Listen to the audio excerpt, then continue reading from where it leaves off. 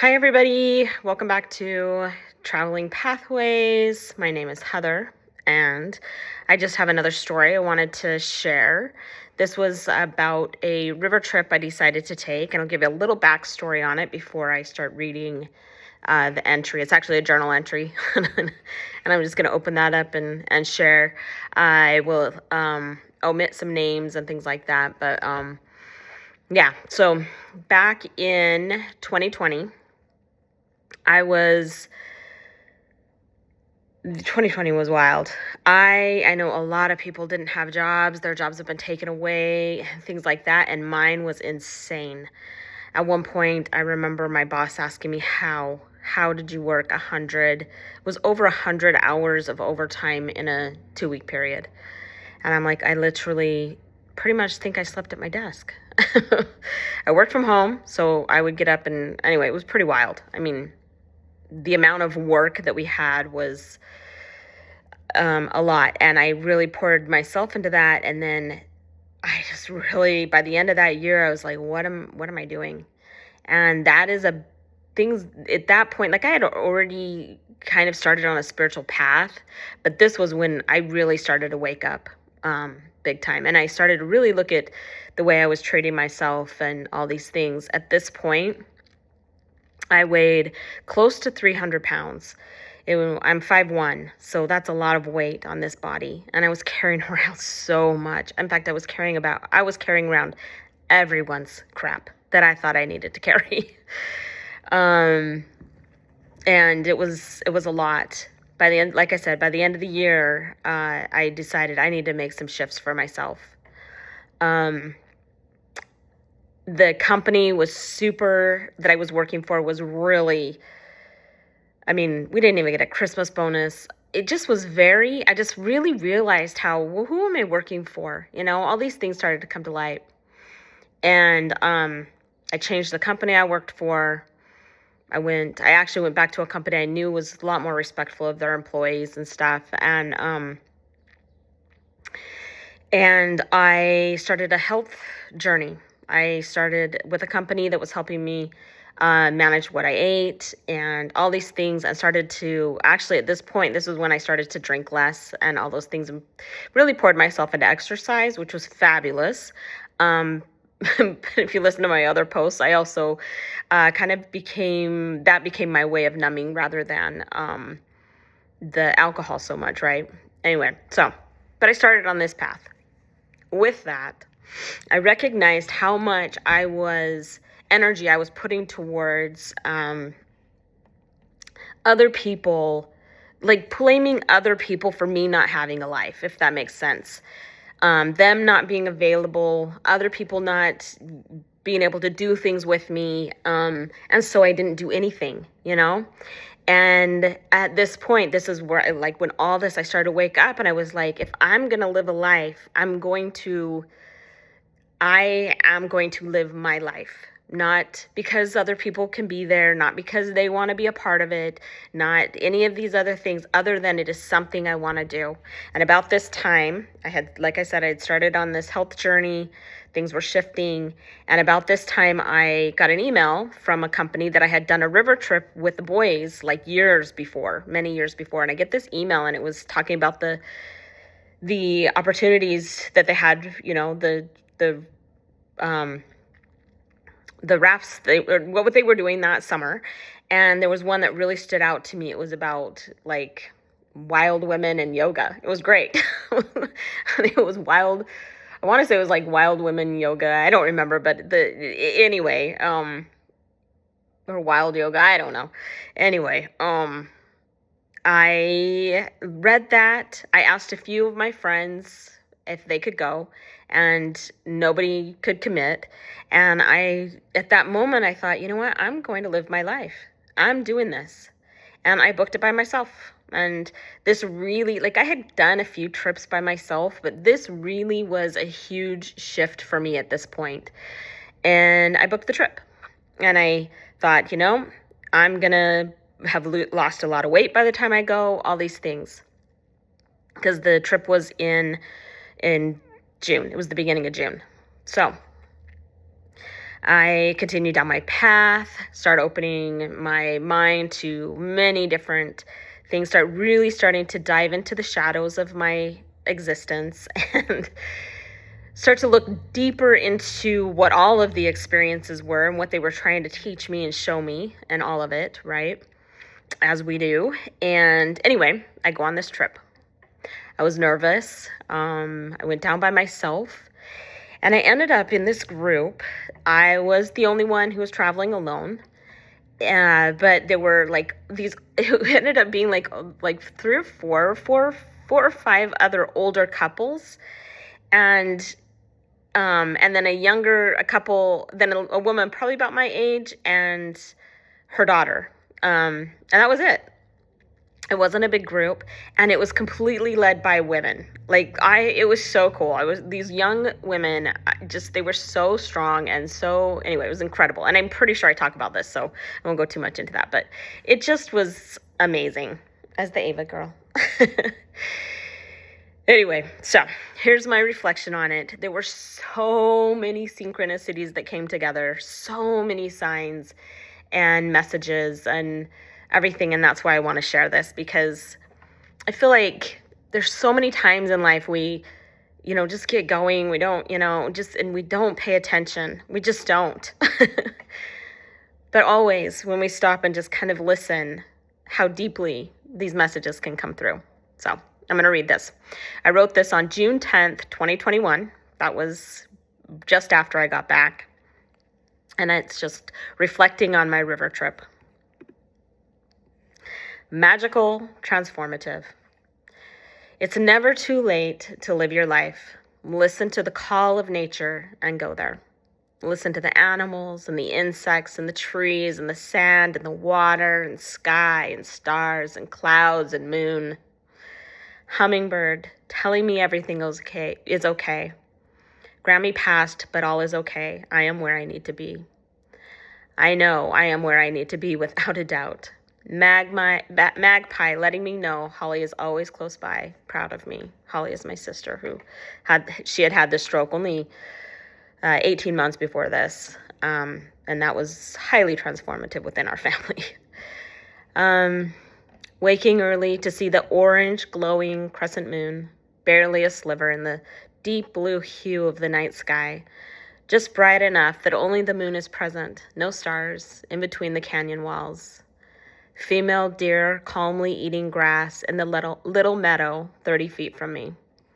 Bald eagle watching us as from his perch and different trees, majestic, aware. The night there was some thunder and lightning. The same deer and two others walked right through camp. One of the older gentlemen reminded me so much of my dad. His personality, teasing, relentless, big heart. He reminded me that would be my, He reminded me of what my dad would be had he chosen to live life. My dad passed when he was 49. And that I can still live life. That my life isn't over. And I am not my dad. The wealth of knowledge and experience to gain and learn from each of the older couples. Many good things. And then the mother and daughter. And just her passionate message. Many good things regarding clean living and ways to help save the planet. Good idea. And just the reminder for me at that point in time was just always a good idea to always research and keep an open mind. On a little hike to Jones Hole, the man who reminded me of my father, he's right in front of me, walking right in front of me. And he suddenly turns back to me and looks me right in the face. And his wild white hair flowing, shining in the sunlight, and says, looking me right in the eyes, that poem that one of the leaders read the night before. He was referring to The Journey by Mary Oliver. If you haven't read it, I recommend. It's a great poem. And he said, that poem that was read last night, it's you. I said, Oh, yes. It resonated clearly with me. This was huge. It was like my dad sending me a message. Throughout the whole trip, I had carried these two charoite stones. It's a purple stone, very beautiful. I had picked out one for me and one that my mom had picked out for me for this trip. They were in my pocket. I carried them the whole time in my pocket. It's a stone of transformation. Energize and inspire you to be of service to others. Encourage you to trust in the Supreme Being to allow Spirit to aid you in your journey. On the last morning by the river, as we were getting our last items together, one of the leaders, the yoga leader, was talking about making an offering to the river, thanking the river for our time here. This was foreign to me at this time. Like, I really hadn't dove into this energy of thanking Mother Earth yet. She said it could be a stone, stick, or anything to place in or near the river. I was hearing her saying this and thinking what I would do, but busy in my bag and making sure I had my stuff together. I reached into my pocket and there was only one charoite stone. Sorry. I remember this for a little while.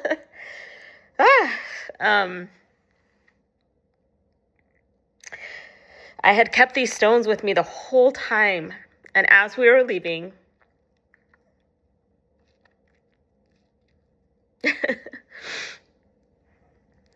and talking about giving an offering, my stone was my offering. Dude, wow, I didn't expect to. Whew, okay.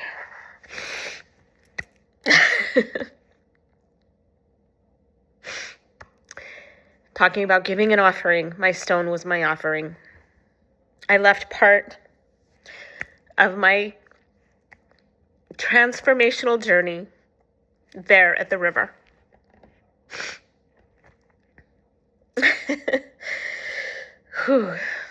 A part of me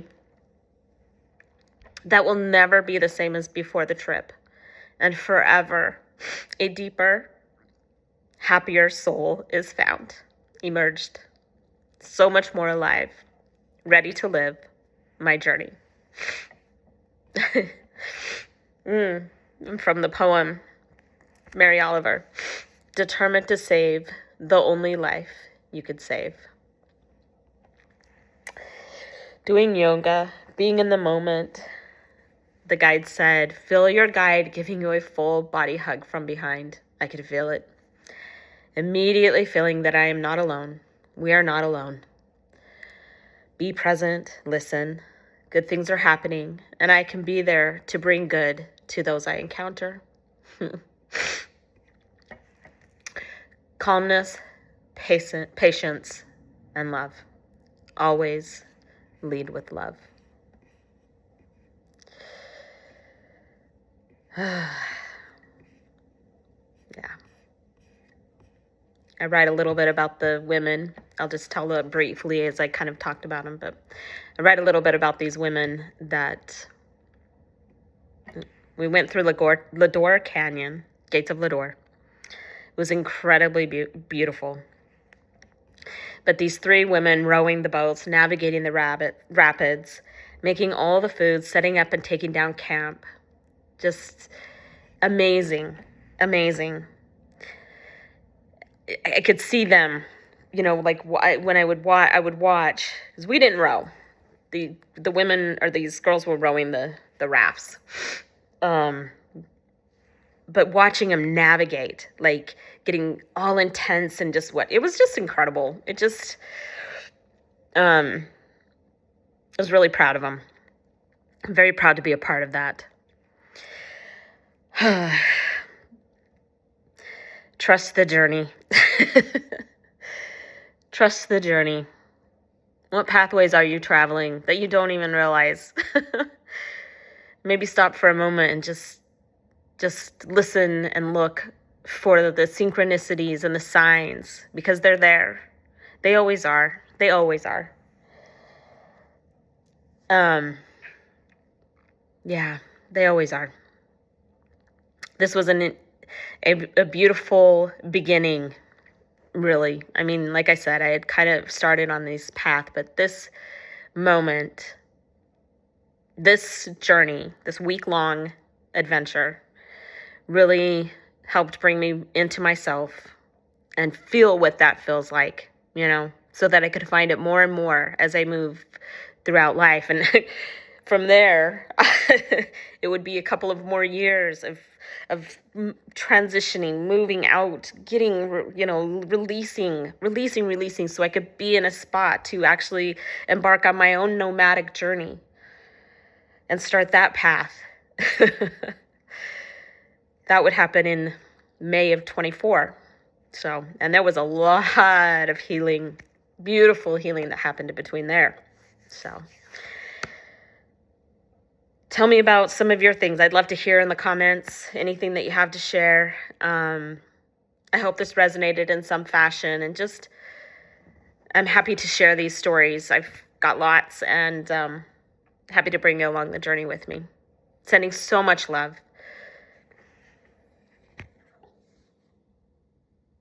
From us both.